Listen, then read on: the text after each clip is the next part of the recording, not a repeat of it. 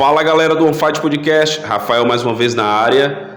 Galera, é o seguinte, dessa vez eu vim até o bairro de Messejana visitar aqui o professor Gilson Rodrigues, tá? E a história do cabra é simplesmente sensacional. Fazendo um briefing aqui de entrada com ele, eu já quase me acabava aqui de dar risada, então nem se preocupe que vocês não vão sentir aí uma entrevista enfadonha, vai dar tudo certo.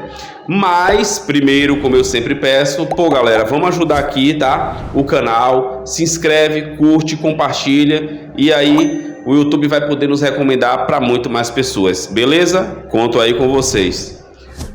Professor Gilson, se apresente aqui para a galera do canal. A gente tem pessoas que são daqui do estado do Ceará e tem pessoas também que são de fora, também não conhecem a história. Assim também como a nova geração que está chegando agora. Então, para essa galera, se apresente aqui para a gente.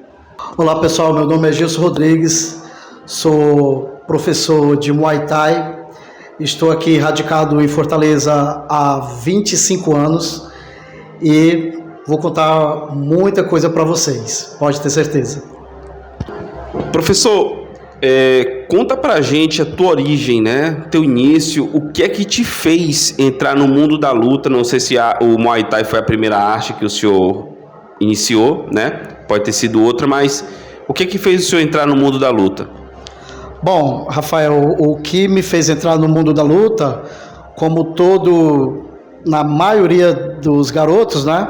Foi o fato de ter sofrido, hoje chama bullying, né? Na escola, e a molecada mexia muito comigo pelo fato de ser pequenininho, né? Hoje eu tô forte, mas na época não era assim. E daí eu resolvi entrar para arte marcial e a minha primeira arte marcial foi o karatê. Sou terceiro dan de karatê, certo? Continuo um trabalho com karatê hoje só infantil e essa foi a minha primeira arte marcial. E assim, como é que o senhor saiu do karatê e entrou no Muay Thai? Bom, tem uma questão que foi o seguinte, sem querer me achar muito, mas a gente tem que falar o que aconteceu. Eu ganhei tudo que eu disputei no karatê, certo? Fui campeão paranaense, fui campeão mineiro, fui pentacampeão cearense, tá? E não tinha mais o que disputar. Fui campeão sul-americano, fui campeão brasileiro, não consegui ser campeão. Isso é uma mágoa que eu tenho, foram 3 vice-campeonatos. Mas outros amigos meus das antigas, como o Holanda, que o pessoal das antigas vão lembrar dele mais como o tailandês, passou a lutar Muay Thai. Outro amigo meu também, que treinava junto comigo, Eric Joncione, o pessoal das antigas vai lembrar dele como Samurai, que treinava também lá na Fighter Sport. E o Ademir, os mais antigos vão lembrar dele como o Ninja. Então toda essa galera, a gente treinava junto, karatê, e eles foram pro Muay Thai, na época chamava-se aqui, era Thai Box, né, que foi o mestre Vilásio que trouxe para cá, para Fortaleza. E eu continuei no karatê. Eles começaram a lutar e se destacaram, então só depois de muito tempo foi que eu resolvi migrar do karatê para o Muay Thai. E assim, qual foi a primeira equipe que o senhor foi participar? Foi ali com o Vilásio? Qual era a equipe na época? Como é que funcionou? Bom, a minha primeira equipe, eu não posso considerar... Eu acho que a primeira equipe, eu vou considerar o primeiro contato que eu tive com o Muay Thai foi com o mestre Vilásio. Sim. Por que eu não considero a primeira equipe? Porque eu não fiz parte da equipe. Eu conhecia todos lá, certo? Tinha amizade com todos eles, mas eu não fazia parte da equipe. Eu treinei apenas uma semana lá e depois eu fui dar aula numa academia antiga aqui em Fortaleza, que era a New Planet, ali na Oliveira Paiva. Sim. E lá tinha o Muay Thai, que era o mestre Nael Linhares que ensinava. Então eu cheguei pro mestre Vilásio e falei para ele que eu iria ficar lá porque na época eu dava aula de karatê lá na New Planet. Então, por questão de logística, era melhor eu estar lá, porque daí eu já estava lá, terminava a minha aula e eu começava o meu treinamento. Então, a minha equipe na época, a equipe, primeira e única equipe de coração, era a Go Team, que foi a fusão da Ring Strike com a Infight. E aí surgiu a Go Team. Então, nesse caso, você teve contato com o Christian Pinheiro, né? Quem eram os brabos da época aí junto com o Christian? Cara, Christian Pinheiro, Fafá, Elinardo Goiabinha, Nativo, William Chiquirim, tantos outros, Josué Pulador, certo?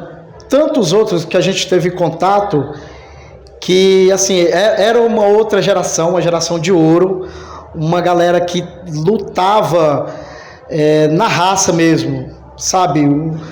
Brabos, os caras eram brabos, não tinha nutelagem não, era brabo, porque para começar, na época, poucos não tinham equipamento para treinar, os caras não tinham luva, os caras não tinham nada, e quando eu digo os caras, eu me incluo, né, porque eu não sou rico também, eu não tinha material nada, tá?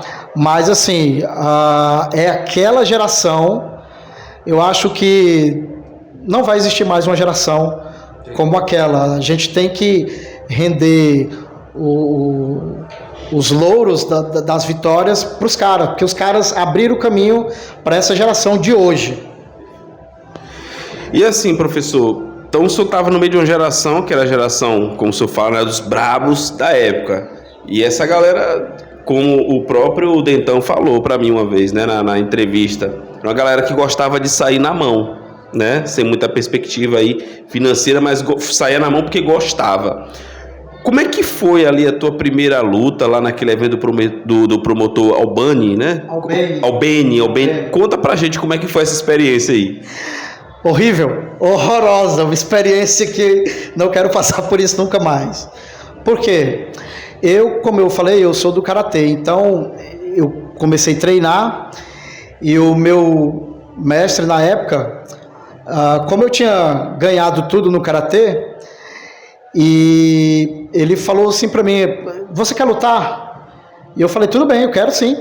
E eu achei que a gente ia se preparar para lutar, tipo, daqui a 6 meses. E aí ele falou, você vem todos os dias a partir de hoje. E eu fui, segunda, terça, quarta, quinta. Na quinta-feira ele falou, amanhã você vem mais cedo que a gente vai pra pesagem.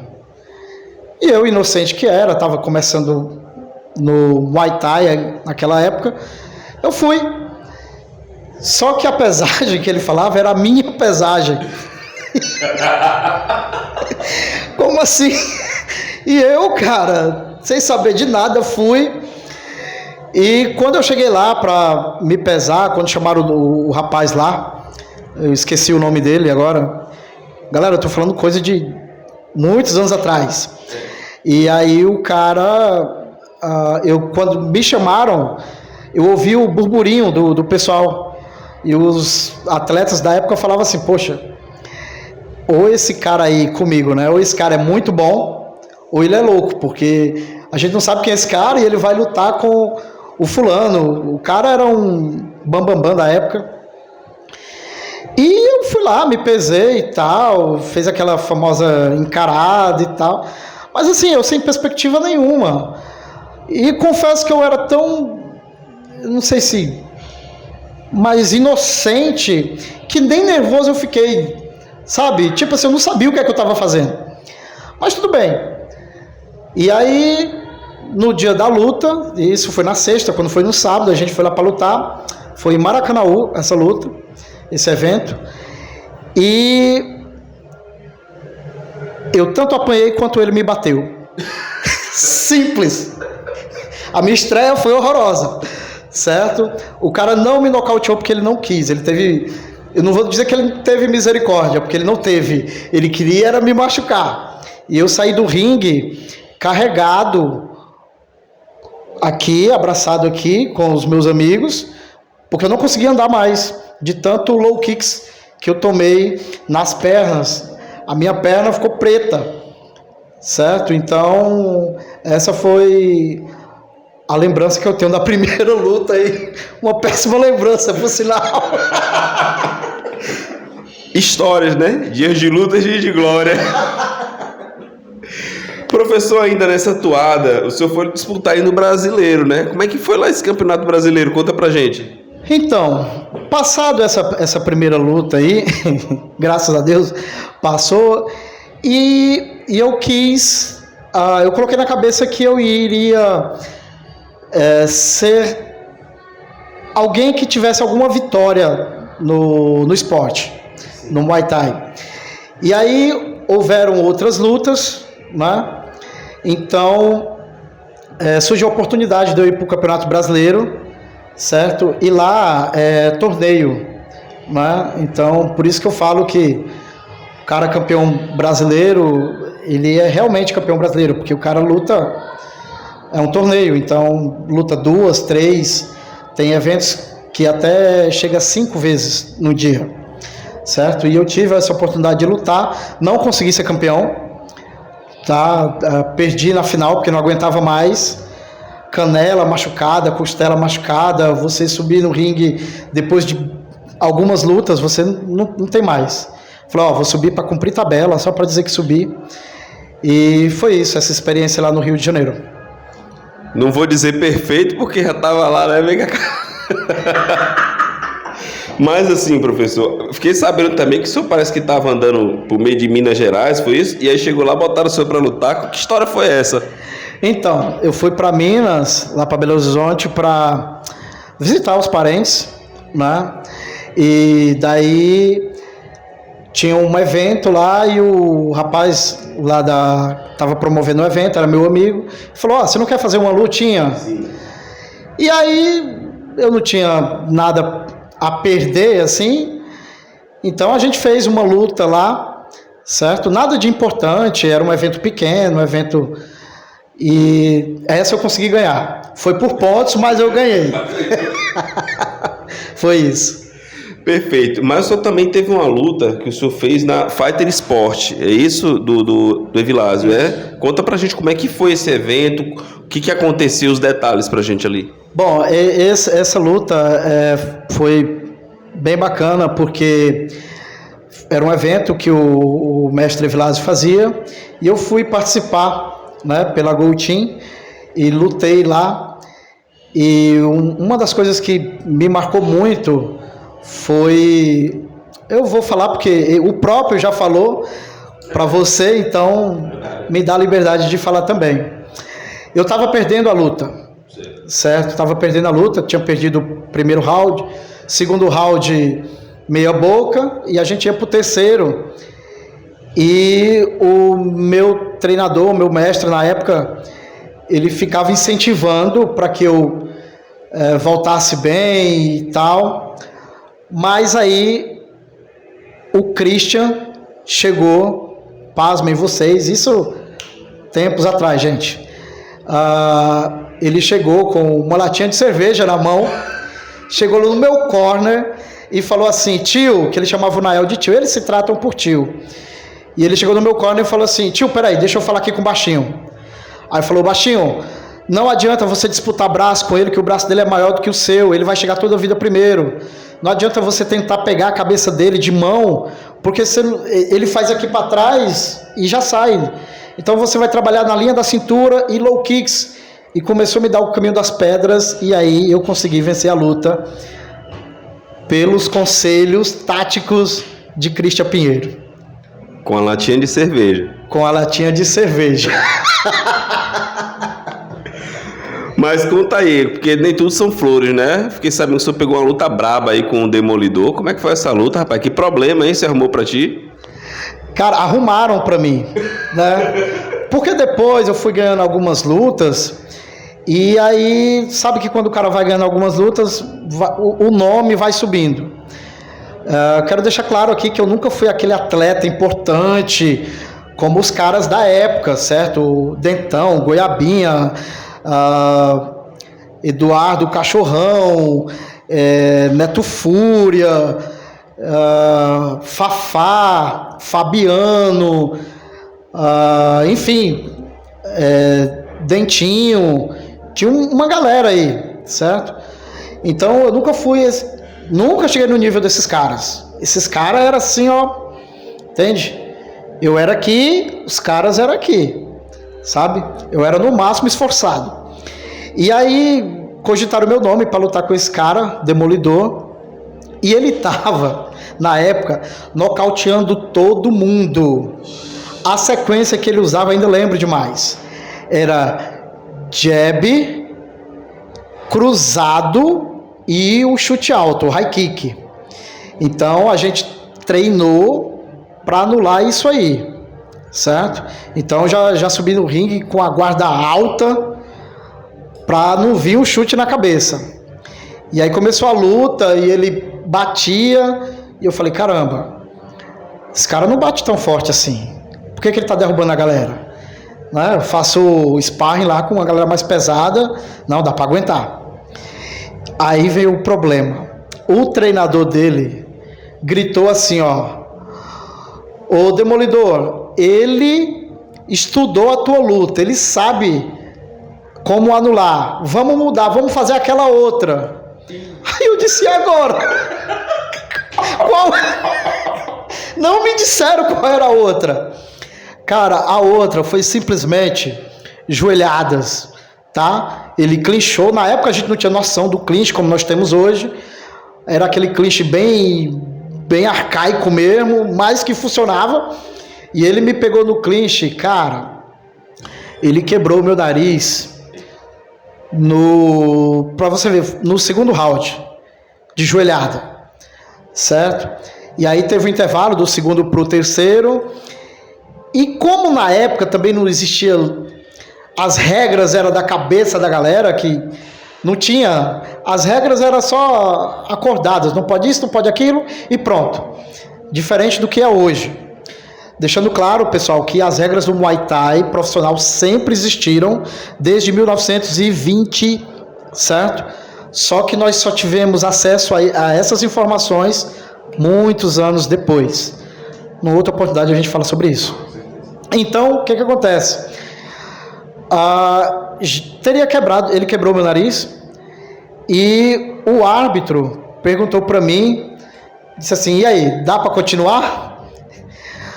Aí eu cheguei pro médico e falei, e aí, doutor, tem problema se eu continuar assim? Ele falou, não, já tá quebrado. Não vai acontecer mais nada, já tá quebrado. Eu falei, pô, então vamos embora.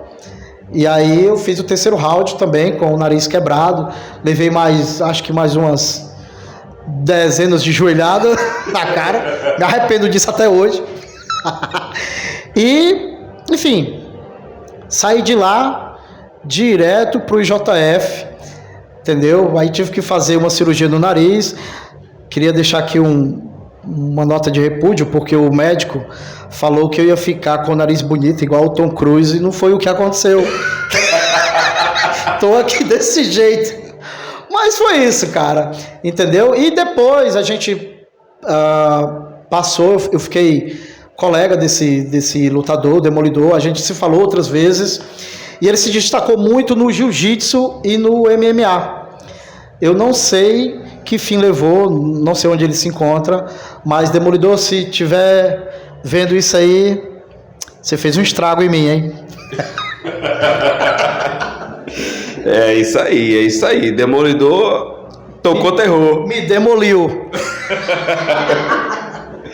Professor, ainda saindo um pouquinho da tua história lá como atleta, eu queria saber em que momento foi que houve aí a mudança de chave para o senhor começar a dar aula, o senhor começar a ser treinador. Conta pra gente um pouquinho desse momento, dessa virada. Bom, uma das coisas que hoje eu tento mudar isso com os meus instrutores, os meus professores da minha equipe, o que acontece? O que acontece na maioria das equipes? Como é que o cara deixa de ser atleta e passa a ser treinador, instrutor, professor? Acontece assim, o professor, o líder da equipe, por algum motivo ele falta ou ele se atrasa, então ele fala, ele liga, né? Hoje é WhatsApp, mas na época ele ligava e falava: ô fulano, eu vou chegar atrasado ou não vou poder ir hoje, puxa o treino para mim. Geralmente ele falava isso com o mais antigo, mais graduado. E cara, não deixava de ser uma massagem no ego da gente. A gente fica, pô, o professor confiou a turma e tal, então a gente passava da aula. E aí, a gente querendo impressionar, até mesmo os colegas de treino, fazia algumas coisas que hoje não convém mais fazer. Mas na época foi assim. E aí eu passei a ser instrutor, né? Lembrando, pessoal, que assim, na minha trajetória de graduação, que é outro ponto polêmico, não existe graduação no esporte, mas aí a gente fala disso uma outra oportunidade. Vai dar certo. Pelo fato de eu migrar do karatê como faixa preta de karatê, eu não peguei uma graduação alta no Muay Thai. Eu comecei do zero, branca, aí depois branca, ponta vermelha, vermelha, ponta azul claro, e assim foi. Para eu chegar no grau preto de Muay Thai, foram simplesmente 16 anos. Então, assim, hoje a gente vê aí o pessoal, né, treina 2 aninhos, já sai aí dando aula, já sai aí como graduado, mas enfim. E aí eu passei a dar aula nesse aspecto, que o professor não podia vir e eu puxava o treino, certo? E aí com o tempo ele me autorizou a ter minha turma, mesmo horário, dando aula e tudo, e foi assim que começou. Hoje, fala um pouquinho aqui da academia que o senhor dá aula, né? O nome, o endereço para a galera também que tiver, de repente, aqui em Fortaleza, querer vir visitar, fazer um treino. Conta um pouquinho.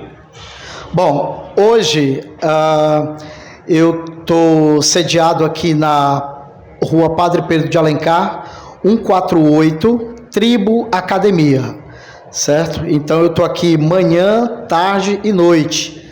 Só não estou aqui de madrugada porque eu preciso dormir um pouquinho. E o público que eu trabalho hoje é com mulheres, certo? Pessoal da terceira idade ou da melhor idade, e o público voltado para estética, não o público voltado para luta. Hoje eu não trabalho mais com atleta, certo? Eu trabalho só com o pessoal comercial que quer perder peso, que quer uma qualidade de vida, o empresário que quer desestressar, certo? Dou aula personalizada, então esse é o meu público hoje. Professor, então o senhor teve essa sua parte, né, como professor, tá hoje dando aula aqui, mas e a tua parte como treinador, né?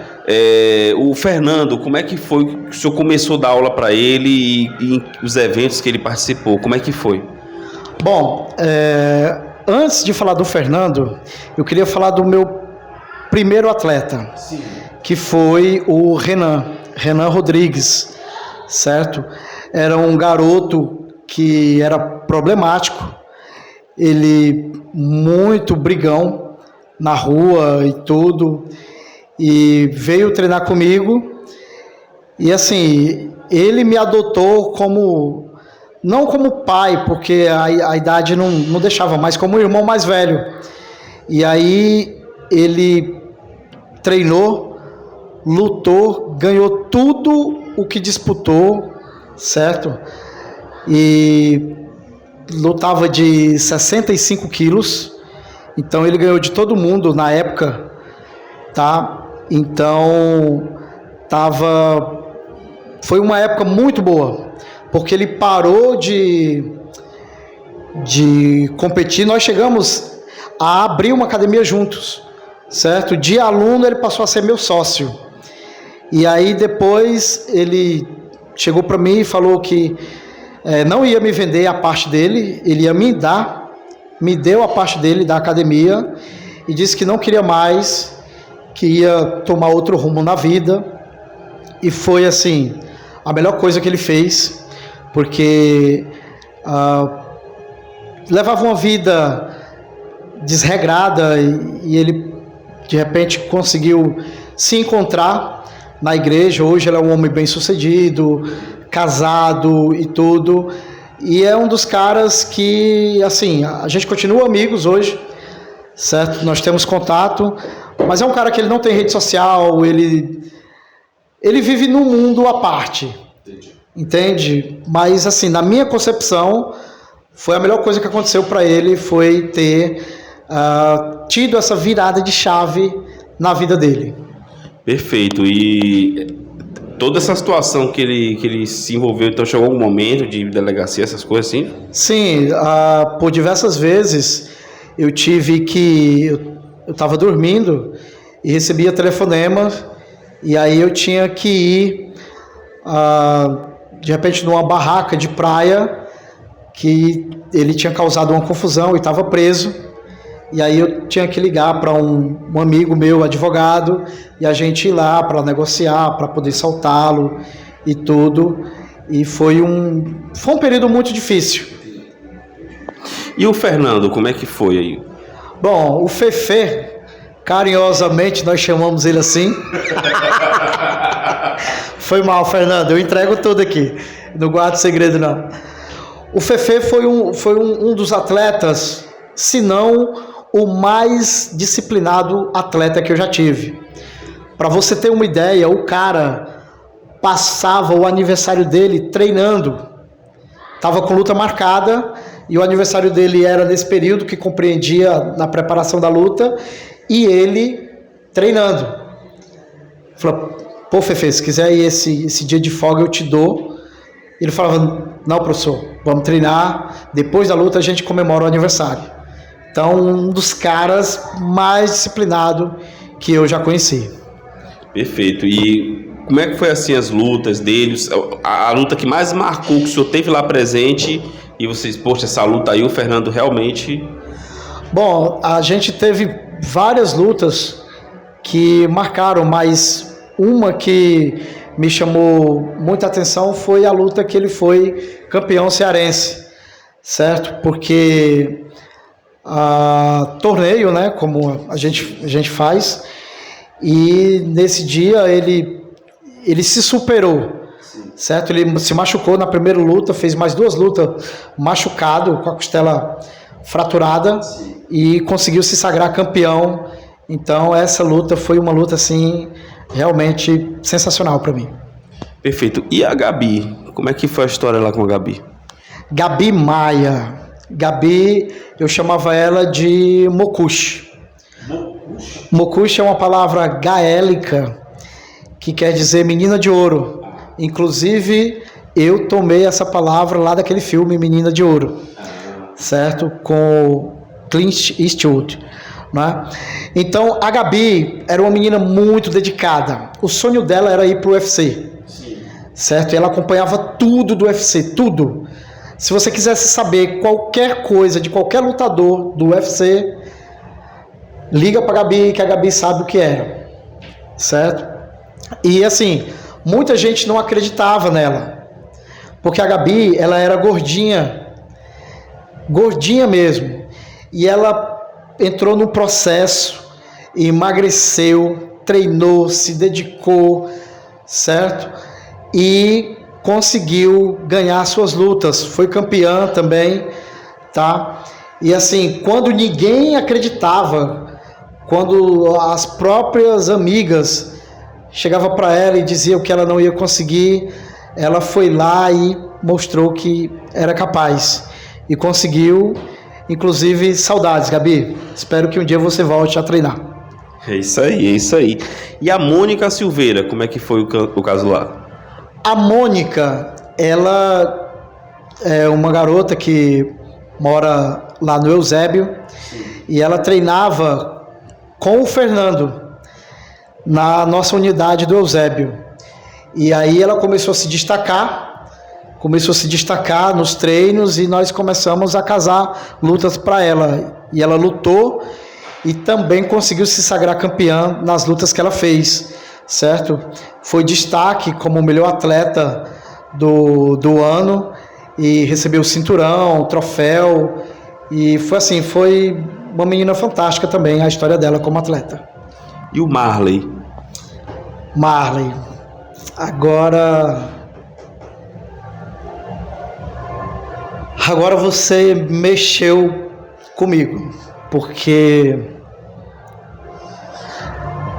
foi um menino que, esse sim, eu adotei como filho, e conheci ele garoto, moleque, lá numa comunidade, no Conjunto Palmeiras, e eu dava aula, na época tinha o Centro Social Urbano, e ele não tinha condição de pagar, e eu adotei, e ele treinava comigo lá nesse projeto, e ele foi se dedicando, e ele passava mais tempo dentro da minha casa do que na própria casa. Era uma vida difícil, a situação lá é complicada, porque a verdade é que ele tinha tudo para dar errado, certo? Familiares envolvidos com drogas, e o primo também queria levar ele para esse mundo, e o refúgio dele foi o esporte. Eu sempre falo que o esporte salva. O esporte salva. E o Marley passou a treinar, passei a levar ele para a academia, certo? Toda a academia eu levava ele, e ele começou a treinar, foi treinando, e começou a se destacar. Sim. Começou a se destacar, e foi campeão cearense. Aí as lutas casadas também ganhou todas, disputou vários eventos, e a última luta dele, ele tinha um olheiro que ia levar ele para a Espanha, e aí a última luta dele foi ele e o Thiago Alves da Lions, né? E aí eles lutaram, e o ombro dele saiu, né, do local, e ele não teve mais como continuar na luta, e aí nunca mais teve saúde com esse ombro. A gente fez ele precisava fazer uma cirurgia, a gente fez um treino beneficente, toda a renda voltada para a cirurgia dele, mas infelizmente não deu mais para ele continuar. Mas assim, campeão nos ringues, campeão na vida, de um garoto pobre, hoje terminou os estudos, se formou como educador físico, certo? Tem a sua academia, tá? Então assim, é um cidadão de bem, tem só a comemorar vitórias, porque saiu de onde saiu e chegou aonde está. Isso é pra gente celebrar, sim. Essas histórias mexem contigo, né? Mexe bastante, porque a gente que dá aula, que se envolve com o aluno, a gente adota realmente como filho, sabe? Então a gente ri, a gente chora, a gente se emociona, a gente torce para a coisa dar certo. Quando dá certo, ótimo. Quando não dá, sabe? Não que para ele tenha dado errado. Deu certo como atleta até aquele momento. Agora está dando certo de outra forma. Está dando certo como pessoa, como cidadão, como ser humano que ele é. Perfeito, professor. Professor, além de treinador, né, professor e treinador, o senhor também promotor de evento, né? Ou foi promotor, teve um evento uma época. Conta pra gente um pouquinho sobre o Strike Down, né? O nome do evento, né? Conta pra gente aí. Bom, eu tive à frente do Strike Down, que foi uma ideia que eu queria fazer um evento, e eu comecei fazendo o Strike Down. A primeira edição do Strike Down foi lá na Cidade dos Funcionários, na Shopping Academia. Nós fizemos uma edição lá e foi um sucesso. Fizemos a segunda edição aqui na Lagoa Redonda, certo? Na Lagoa Redonda. Lembro até de quem era o ringue. O ringue era do Daniel Gadelha, que a gente alugou o ringue e fizemos essa edição. Fizemos 2 edições aqui na Lagoa Redonda. Aí o evento foi crescendo. certo? E aí o mestre Nael passou a me ajudar no evento, que à medida que o evento tomou uma proporção maior, eu precisei de ajuda, então ele me ajudou. E nós fizemos uma outra edição do Strike Down no Marista, no ginásio do Colégio Cearense, né? E se eu não me engano, nessa edição lutou Jereba e Coreano. Foi uma super edição, foi uma edição tremenda. Essa foi a minha última edição à frente do Strike Down. E aí, fazer evento é bom, mas é muito cansativo, é muito estressante. Pessoal aí que faz evento, eu bato palmas, porque para nós que vamos participar como atleta, como árbitro, como público, a gente chega, participa do evento e vai embora. Os promotores, eles trabalham meses antes, atrás de patrocinadores, e os caras furam, e atletas que não têm compromisso com o evento, não bate o peso, e eles ficam tentando contratar outro atleta. Enfim, é complicado você ser promotor de eventos. Por isso eu me retirei, mas continuou o Strike Down. A última edição foi no Iguatemi, uma super produção, certo? Uma super produção no Iguatemi, tá? Onde nomes daqui do Muay Thai cearense lutaram. A luta principal foi a luta do Goiabinha, certo? Foi uma luta muito dura, tá? E tivemos também, na época, a participação aqui do Sandro de Castro, que foi o cara que estava dando suporte com relação às regras. Inclusive, eu fui o cara que trouxe o Sandro pela primeira vez aqui em Fortaleza para ministrar curso de regra profissional de Muay Thai. E toda essa galera que hoje tem uma comissão foi um pessoal que saiu justamente desse curso que teve. E assim, professor, fala um pouquinho assim do evento, né? Eram quantas lutas? Era misto? Era só de Muay Thai ou tinha outras? E também assim, se era mais profissional ou tinha também iniciante, amador? Não, o Strike Down, quando nós começamos lá na Shopping, era um evento de iniciantes. Era um evento de iniciantes, tá? E aí quando nós levamos lá para a Swims Academia na Lagoa Redonda, aí a gente já fez umas lutinhas mais pesadas, umas lutinhas mais amadoras, entendeu? E aí quando a gente foi fazer a edição do Colégio Marista Cearense, aí sim, aí tivemos só profissionais, só luta profissional, tá? E na edição que eu já não estava mais à frente, na edição do Iguatemi, também foram só lutas profissionais. Teve polêmica e treta nessa época? No Strike Down, teve. Qual é o evento que não tem, né? No Strike Down, eu lembro do Strike Down do Colégio Cearense, teve um atrito entre o Paulo Guerreiro, né, e o professor Nael Linhares, tá? Os dois nunca se bicaram, então sempre tinha aquele momento de tensão, tá? Porque um não aceita perder para o outro não aceita perder para um, e sempre tem aquele momento de tensão, de achar que a vitória pro atleta A ou atleta B não foi justa. Então sempre tinha essas polêmicas. Sempre tem polêmica, sempre, né? Falando em polêmica, professor, eu sei que o senhor é árbitro e tem uma comissão de arbitragem, né? Conta pra gente um pouquinho sobre esse trabalho, sobre essa comissão. Apresenta pra gente. Bom, a comissão de árbitros profissionais de Muay Thai do Ceará, certo?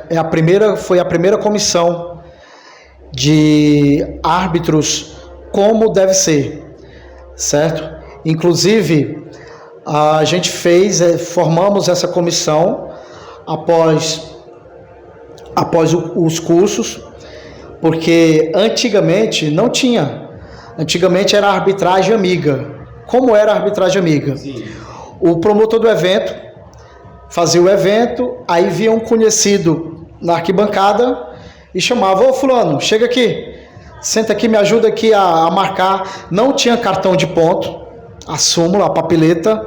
Ele pegava um caderno comum, rasgava uma folha e aí colocava o nome do atleta do córner azul, o nome do atleta do córner vermelho, e aí você dizia para quem você ia dar a vitória naquele round. Era assim que aconteciam os eventos aqui no Ceará, aqui em Fortaleza, certo? E a partir dos cursos que nós fomos atrás de conhecimento e fomos saber como que era realmente uma comissão, e aí a gente começou a organizar e a profissionalizar os árbitros aqui no Ceará. Perfeito. Hoje, quais eventos a sua equipe está trabalhando ali estrategicamente em cima? Está cobrindo, né? Bom, agora, o pessoal gosta de polêmica, né? Agora eu vou falar uma coisa para você. Antes, eu, como diretor de arbitragem da comissão, só tinha uma comissão, nós participávamos de todos os eventos aqui de Fortaleza. Nós arbitrávamos todos os eventos. Depois, o pessoal começaram a sair da minha comissão e formaram outras comissões, né? Hoje o professor Tarcísio tem a comissão dele, né? O Luanzinho, né? O JJ, certo? Outros árbitros formaram suas comissões e eu acho que tem que ter mesmo, sabe? Tem um ditado aqui no Ceará que fala: quanto mais cabra, mais cabrito. Entende? Então tem que ter várias comissões, sim, tá? Não pode haver um monopólio de uma comissão. Isso aí eu sou contra. Mas o que acontece? Acontece que quando eu me filiei à federação, a FCMTE, Federação Cearense de Muay Thai Esportivo, da qual o Christian é presidente, e pelo fato de ser muito amigo dele, que ele é meu amigo particular, eu acho que o pessoal associou o fato de não gostar do Christian, porque o Christian, ele é amado por uns e odiado, meu irmão, por outros. Tantos outros. Entende? Mas, assim, o Christian também hoje tá paranã e andando para isso, sabe? E é isso que ele tem que fazer mesmo. Então, hoje, a minha comissão não é mais convidada para arbitrar eventos que sejam de fora da federação.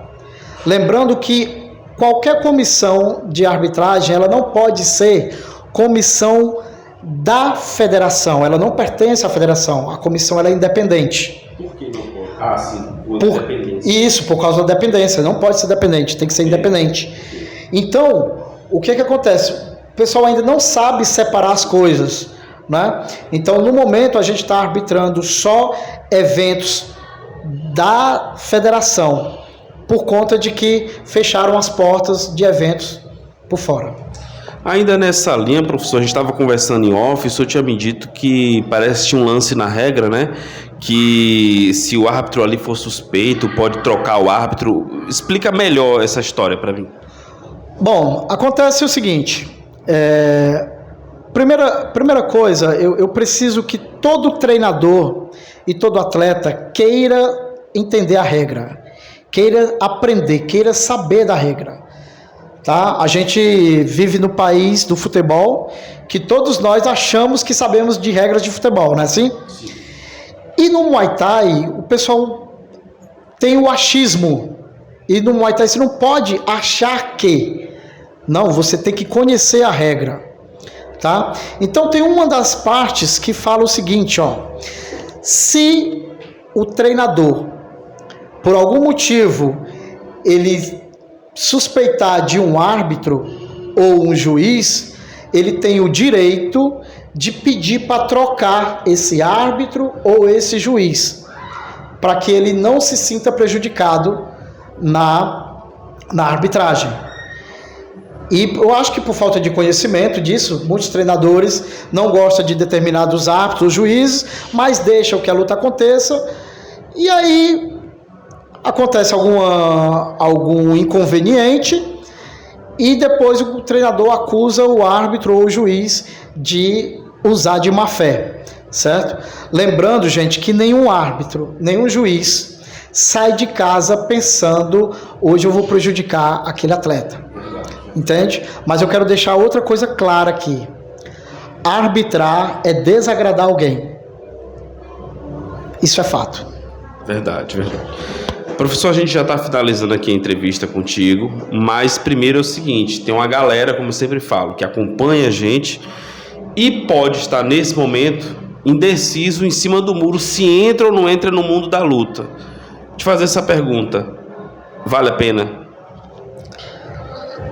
Bom, você tem que gostar, certo? Viver de luta no Brasil, de 100, talvez 5 consiga, porque não é fácil, tá?